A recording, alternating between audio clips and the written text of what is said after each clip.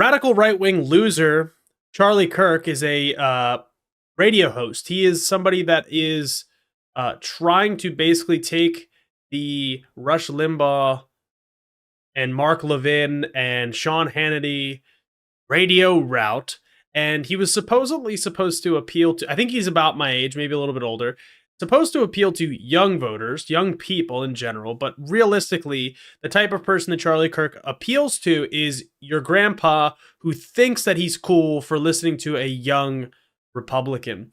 Now, Charlie Kirk's ideology is based in religious fundamentalism. He is quite literally a Christian nationalist, not just like oh, somebody online says this, blah, blah, blah. No, this guy is as far right as they come without being, within a certain party that starts with an N. We'll just say that. He is really, really far right, and his takes on race, his takes on gay marriage, on transgender people, I mean, everything you can imagine down the list is as far right as they come. And he is supposed to be the young person's answer to progressivism. And we will take a listen to his take on Juneteenth, and we'll talk about why it's a yes. You will be listening to this episode as it airs on Juneteenth. The heck is Juneteenth? Juneteenth is a celebration on June 19th, 1865, from where slavery was officially ended in the United States. We'll come back to why the date for the Emancipation Proclamation does not represent the actual end of slavery. That he will bring up. But Juneteenth represents basically the end of the Civil War, where a general got to, I think it's Galveston,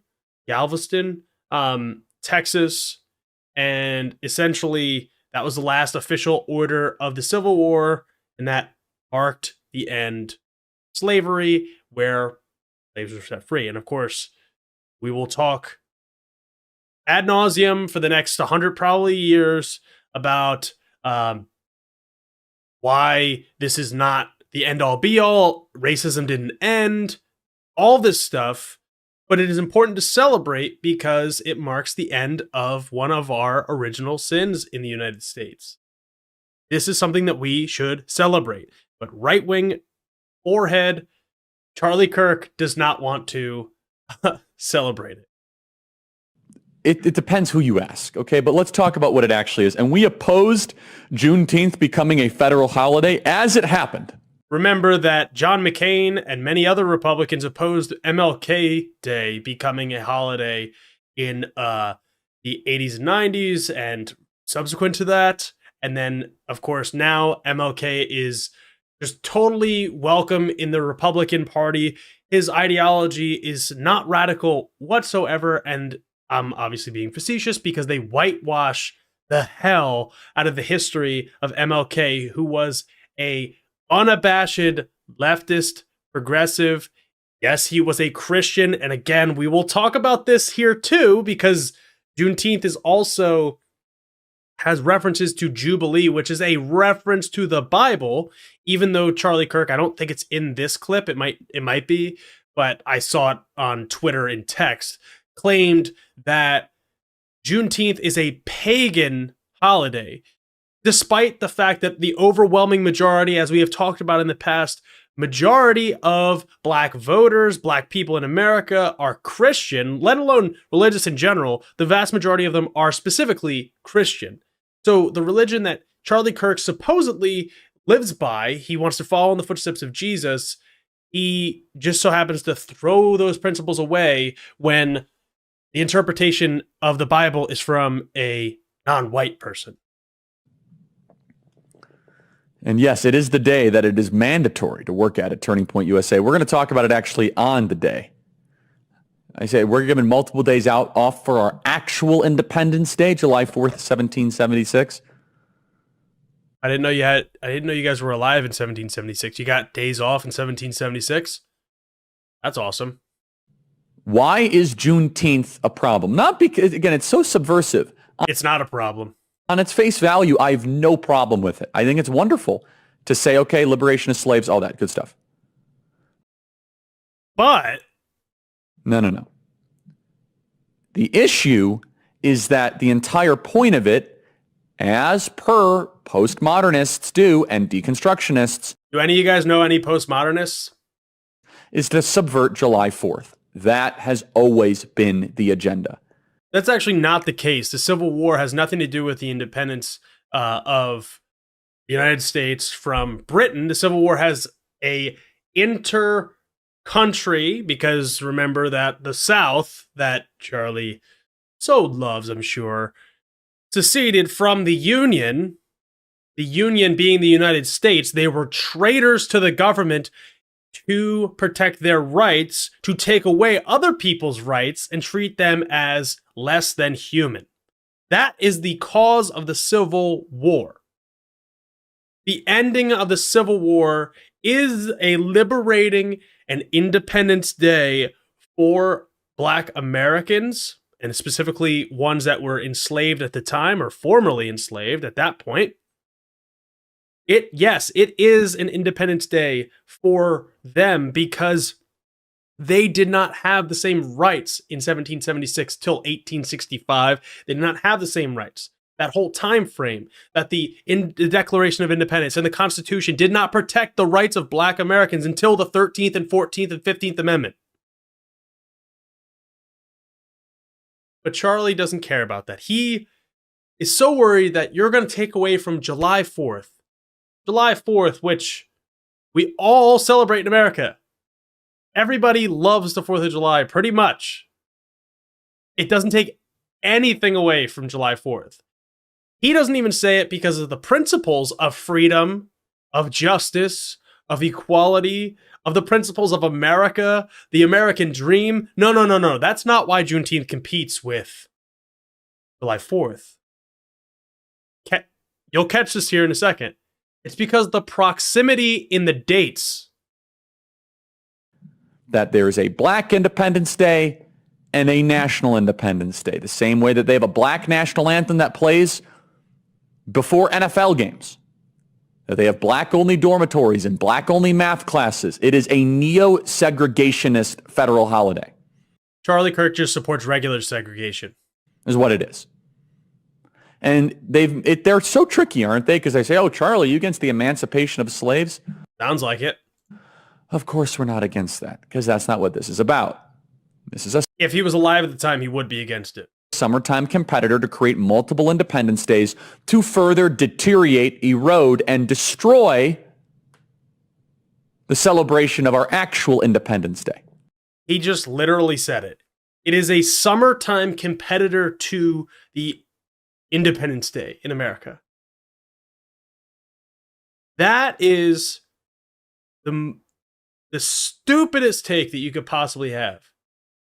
He's not even man enough to own up to the fact that he's saying like, oh, the principles are the same, so they're competing with each other, which I would love to fight on that ground. He is just saying because it's June 19th compared to July 4th that they're summertime holidays and they compete with each other.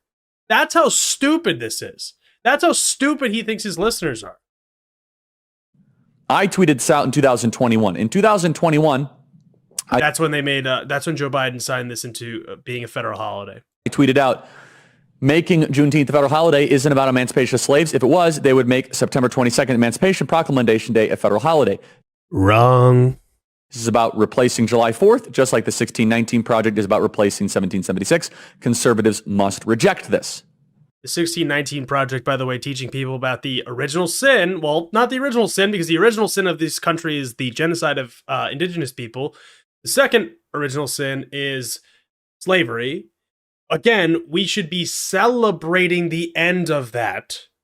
We should be celebrating the end of that. But the Emancipation Proclamation had no enforcement on the freedom of slaves. The Emancipation Proclamation, although it is a great historical document and historical statement and story, did not actually free the slaves. The Civil War did. if you read the history of the time frame of the time period leading into the Emancipation Proclamation, the intent of the Emancipation Proclamation is different than we interpret it today. We should celebrate the Emancipation Proclamation, but it is not the same as marking the actual end of slavery in the United States. And yeah, we can't have Hanukkah because it beats with Christmas. He actually believes that. Remember, these are the people that are triggered by the war on Christmas. Remember a couple years ago, I had arguments about this at my own home. I won't say with who. About the war on Thanksgiving. The war on Thanksgiving and the war on Christmas. No. We can celebrate those holidays. Look, I am no longer a practicing Christian. I grew up Catholic. I love Christmas. And you know what? If someone invited me over for Hanukkah, I would love to do that too. Holidays are fun. Rituals are fun. Like these things that are not, as long as they're not impeding on anybody else, I would love to go to different types of holiday celebrations. I've gone to celebrate Hanukkah with people here in Doylestown for events. I've gone for Hindu holidays. I'm blanking on which one it was, but it was a summer one, not a winter one. It's okay to not believe in a religion, to not practice a religion, to not practice the culture of a certain area, and celebrate a holiday with somebody. And as Americans, we should want to celebrate this. It makes us better. It is completely acceptable, and honestly diversifies your opinion of the world and will give you a more full and round viewpoint of our country, which is what the American melting pot is supposed to be. So yeah, I mean, if they want to make an Emancipation Day, just make September 22nd a federal holiday. But now we have a full week of Juneteenth festivities. Juneteenth is literally June 19th. A full week. Dude, we literally celebrate Halloween for a month. We celebrate Thanksgiving for weeks leading up. We celebrate Christmas for months leading up. Basically half of November and all of December and even a little bit of spillover into January. Like, can you just not be triggered over people having like barbecues to celebrate the end of slavery? Like, what kind of childish clown are you? We have a whole month during Pride Month, and at some point, you got to wonder, and the answer to the question is actually very simple. Why do these people need so much celebration? Why do these people need so many rituals? And the answer is super simple. It's because they're not religious. Well, they're religious in their own way, but... Yep. See, he had to catch himself because Charlie Kirk is not as stupid as he leads on. Charlie Kirk knows that the majority of black voters, or not even black voters, black Americans, are Christians. He just doesn't think that they practice the right Christianity. See, that is what boils down to being a Christian nationalist, a white nationalist. Because, like I said, I actually really have a fascination with religion. I don't practice it, but I find it interesting. And people that genuinely practice it, I have no problem with it as long as it doesn't impede on other people. However, Charlie Kirk, as a fundamentalist, doesn't believe that other people can interpret the Bible in a different way. In fact, I bet Charlie Kirk thinks that Jesus was a blonde, blue-eyed, jacked man that just looked like Chris Hemsworth and was totally rad, hated socialism, would never help the poor, whatever. I'm being facetious, but he goes to say, like, these people need these rituals, meaning all of us. I'll be generous and say he just doesn't just mean black people. Let's just say he means everybody on like the left, because they're not religious. Okay, even the majority of people that are Democrats are Christians in this country. And a lot of people are other religions. It is so stupid. But he catches himself beforehand and he can't help it. He just can't help it. The thing is that rituals, celebrations, holidays are recognizing things that are good, recognizing the triumphs, recognizing the struggles, and recognizing, frankly, the former oppression and people defeating their oppressors or the systems of oppression. Those are good things. And you know what? Maybe in 50 years, 100 years, we don't need, and like, don't take me out of context here. Don't get me wrong. I have no problem with Pride Month or whatever, anything like that. Or like, let's just say Black History Month too. Same thing. If we're successful in actually integrating people and building a broader society of people that is not just Eurocentric, not just so focused on one culture, Black history is integrated into history. And then it just becomes history.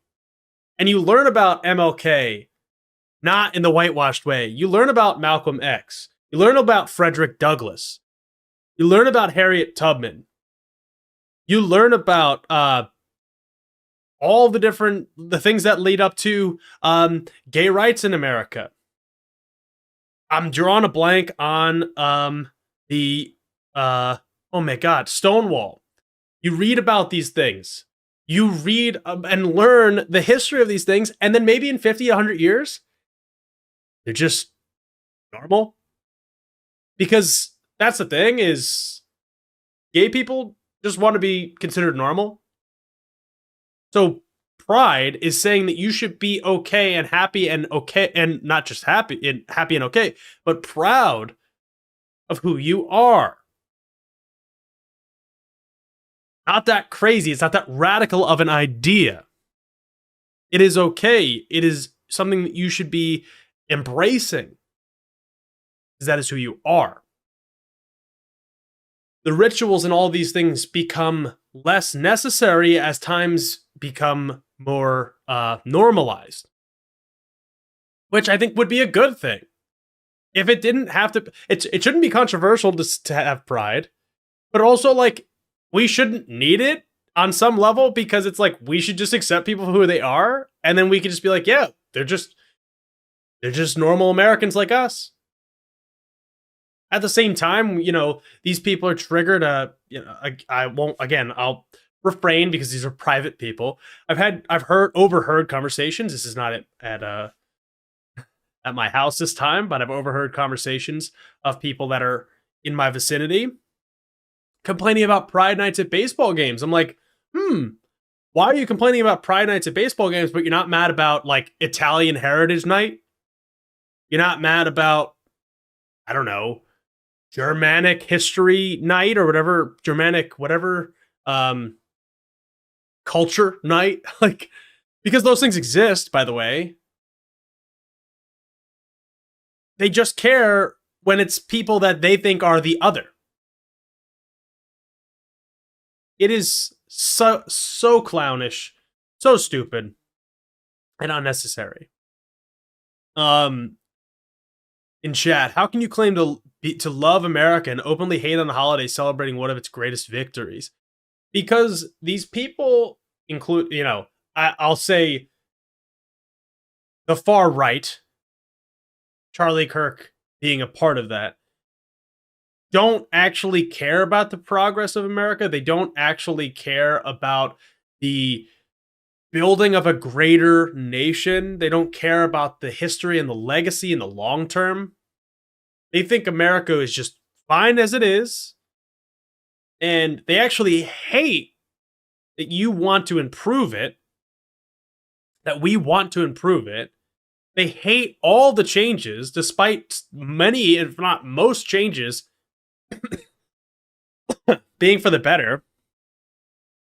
They just hate change. They're afraid of change. Someone like Charlie, who's maybe 30, never lived in a world that was this utopian paradise for white middle-aged dudes. Let's just be honest. So when he's alluding to this time, he's being paid to tell people this narrative. Now, he is a genuine believer, but he is being paid and propagandizing all of these millions of viewers and listeners because billionaires want him to, because millionaires want him to, and because those people benefit from the election of Republican officials to local, state, and federal offices that give them tax cuts. Ultimately, that's what it boils down to. Racism, xenophobia, all of these things, it does not solely boil down to classism, but the intersection of it all is so vital.